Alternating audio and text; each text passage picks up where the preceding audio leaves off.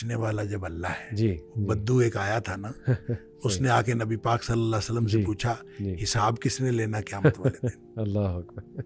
نبی کریم صلی اللہ علیہ وسلم فرمایا اللہ نے. وہ خوش ہوتا ہوا اچھلتا ہوا چلا گیا. اس نے کہا اگر اللہ نے حساب لینا تو پھر میں تو بخشا گیا.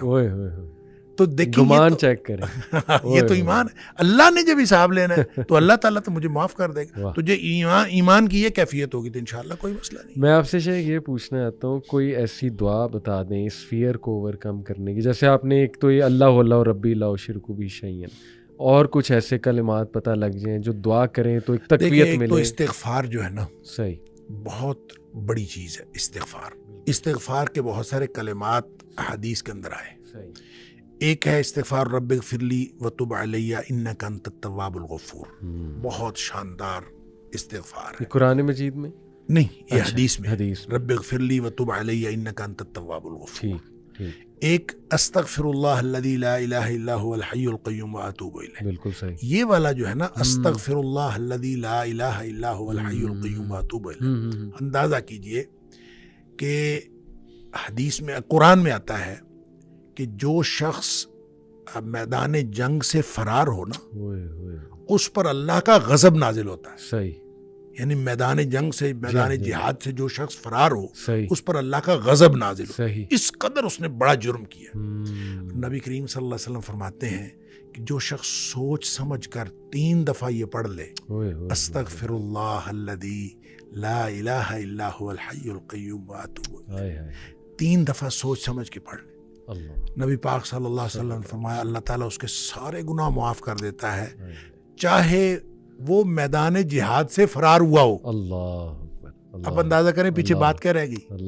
یعنی اتنا بڑا اگر گناہ اس سے سرزد ہوا ہے اور وہ اللہ سے معافی مانگتا ہے استغفر اللہ الذی لا الہ الا هو الحی القیوم 3 دفعہ یہ کہتا ہے تو اللہ تعالیٰ اس کے سارے گناہ معاف کر دیتا ہے. پھر حدیث میں آتا ہے کہ سبحان اللہ و بحمدہ, جو شخص یہ 100 دفعہ پڑھتا ہے سبحان اللہ و بحمدہ, بس اتنا, اور اللہ تعالیٰ اس کے گناہ معاف کر دیتا ہے چاہے سمندر کی جھاگ کے برابر ہو. یعنی جتنے بھی گناہ ہیں اللہ تعالیٰ معاف کر دیتا ہے. تو یہ اسی طرح جو اللہم اجرنی من النار ہے, یہ 7 دفعہ اگر کوئی شخص صبح کے وقت پڑھ لے, 7 دفعہ شام کے وقت پڑھ لے, اگر اس دن میں اور اس رات میں اس کی موت آ جائے اللہ تعالیٰ جنت عطا فرما دے گا. پھر سید الاستغفار ہے, یہ تو میں سمجھتا ہوں شارٹ کٹس ہیں.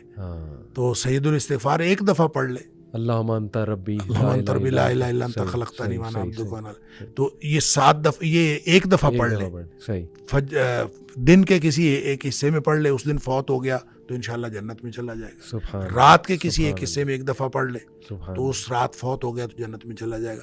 تو گویا صبح و شام کے یہ اذکار میں یہ تو شارٹ کٹس ہیں کہ اگر انسان یہ پڑھ لے تو انشاءاللہ وہ جنت میں جائے گا. باقی جو انسان کو یہ خیالات آتے ہیں نا, سائیکولوجیکلی انسان کو ریگریٹ ختم نہیں ہوتا یا گلٹ ختم نہیں ہوتا, یا آپ کہہ لیجئے کہ اس کے وسوسے ختم نہیں ہوتے, تو اس کے لیے ایک علاج نبی کریم صلی اللہ علیہ وسلم نے بتایا, وہ ہے لا حول ولا قوت الا باللہ. بس اتنا. صحیح. اور اس کو اگر 100 دفعہ کوئی شخص پڑھ لے لا حول ولا قوت الا باللہ. صحیح. لیکن پڑھنا کیسے ہے؟ پڑھنا اس طرح نہیں ہے کہ آپ بس پڑھتے جائیں. یہ ہے کیا لا حول ولا قوت الا باللہ اصل میں کیا ہے؟ حول کا معنی بھی قوت ہے اور قوت کا معنی بھی قوت ہے. لا حول ولا قوت, یوں کہہ لیجئے نہ کوئی اجتماعی طاقت نہ کوئی انفرادی طاقت الا باللہ, سوائے اللہ کے. یا نہ گناہ چھوڑنے کی طاقت نہ نیکی کرنے کی طاقت الا باللہ. یعنی یا تو ایک کو پازیٹیو بنا لے, ایک کو نیگیٹو بنا لے, یا ایک کو اجتماعی یا ایک کو انفرادی.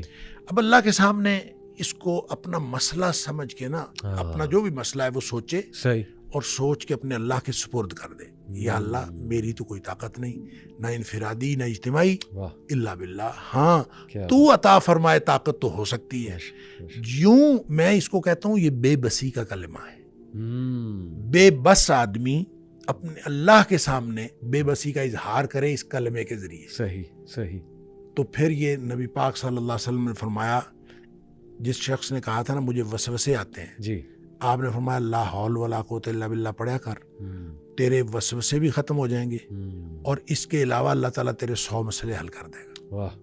آپ اندازہ کریں ایک شخص کے 100 مسئلے ہوتے نہیں ہیں، 2 نہیں تو 4، 4 نہیں تو 6، 6 نہیں تو 8، اس سے زیادہ مسئلے تو کسی کے ہوتے ہی نہیں۔ تو لا حول ولا قوت الا باللہ پڑھنے سے اس وسوسے بھی دور ہو جاتے ہیں، اور اس کے علاوہ اور وسوسے جب حدیث میں اس کا لفظ وسوسے آتا ہے تو میں اس کا سمجھتا ہوں کہ اس سے مراد سائیکولوجیکل پرابلمز ہیں، تو جتنے سائیکولوجیکل پرابلمز ہیں وہ اس سے حل ہو جاتے ہیں۔ اللہ کا ذکر ہر اعتبار سے بہترین ہے، لیکن بعض تو بالکل ایسے ہیں جیسے وہ تیر بہدف ہیں۔ کیا بات! تو یہ شیخ اس کو جنت کے خزانوں میں سے بھی بالکل، اس کو لا حول ولا قوت الا باللہ، اس کو نبی اکرم صلی اللہ علیہ وسلم نے جنت کے خزانوں میں سے خزانہ بھی قرار دیا، اور جس کو جنت کا خزانہ مل جائے اس کو اور کیا چاہیے۔